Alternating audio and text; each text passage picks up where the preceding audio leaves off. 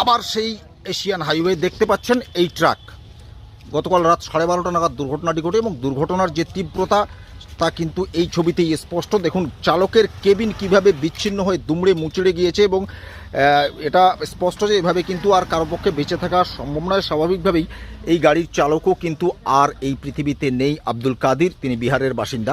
এই ট্রাকটি গতকাল রাতে মাল বোঝাই করে ময়নাগুড়ি থেকে অসমে যাচ্ছিল এবং রাত 12:30 নাগাদ এখানে কিন্তু অন্য একটি গাড়ির পিছনে ধাক্কা মারে এবং কেবিনটি কিন্তু গাড়ির যে মূল অংশ তা থেকে কিন্তু সম্পূর্ণভাবে বিচ্ছিন্ন হয়ে যায়। আপনারা জানেন যে এই 48 নম্বর এশিয়ান হাইওয়েতে হলং থেকে এথেলবাড়ি চেকপোস্ট পর্যন্ত 20-22 কিমি দীর্ঘ এলাকায় 7.5 বছরে মৃতের সংখ্যা 1.5 শতাধিক। 1 বছর ধরে আমি আর হিসেব রাখি না, প্রতিনিয়ত দুর্ঘটনা কিন্তু ঘটেই চলেছে। এরই মধ্যে ঘটে গেল আরও একটি বিভৎস ঘটনা এবং যারা ভুক্তভোগী, যারা এই রাস্তা দিয়ে চলাচল করেন, তারা কিন্তু বলছেন যে গাড়ি চালকদের একটা বেপরোয়া মনোভাব এবং ওভারটেক করার প্রবণতা অনেক সময় দুর্ঘটনা টেনে আনছে। এবং এই যে রাস্তা, এই রাস্তা চওড়া হওয়ার পর থেকে 7-8 বছর ধরে এই রাস্তায় কিন্তু যানবাহনের গতি এতটাই বেড়েছে যে তারা কিন্তু আর ট্রাফিক আইন মানছেন না এবং পুলিশ সচেতনতামূলক কর্মসূচি পালন করে চলেছে। পুলিশ অনেক সময় গোলাপ ফুল দিয়ে স্বাগত জানাচ্ছে যে ভাই আপনি ট্রাফিক রুল ভেঙেছেন, খুব ভালো কথা, কিন্তু গোলাপ ফুলটা নিন, ট্রাফিক আইন মানুন।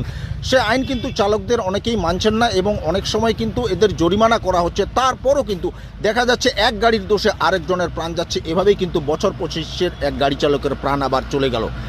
এবং গতকাল রাতে আরও একটি দুর্ঘটনা হয়, সে গাড়িটিও কিন্তু এই গ্যারগান্ডা সেতুর মুখে আরেকটি গাড়ির পেছনে ধাক্কা মারে, ওই গাড়িটি পালিয়ে যায়। গাড়িটি কিন্তু এখনও পড়ে রয়েছে এবং এই মুহূর্তে গ্যারগান্ডা সেতুর মুখে কিন্তু প্রচণ্ড যানজট। কারণ আপনারা জানেন যে 6 মাস পেরিয়ে গেলেও এই সেতু পুনর্নির্মাণ করা হয়নি, এখনও পর্যন্ত সংস্কারের কাজ চলছে এবং সিঙ্গেল লাইনে গাড়ি পারাপার করানো হচ্ছে। ফলে এই মুহূর্তে কিন্তু একদিকে বীরপাড়ার ছাড়িয়ে গিয়েছে গাড়ির লাইন, অন্যদিকে কিন্তু আমি দেখে এলাম যে মিল চৌপতি এখান থেকে 3.5-4 কিলোমিটার লম্বা কিন্তু যানবাহনের লাইন পড়েছে। এরই মধ্যে এদিকে আরেকটি দুর্ঘটনা ঘটে গিয়েছে।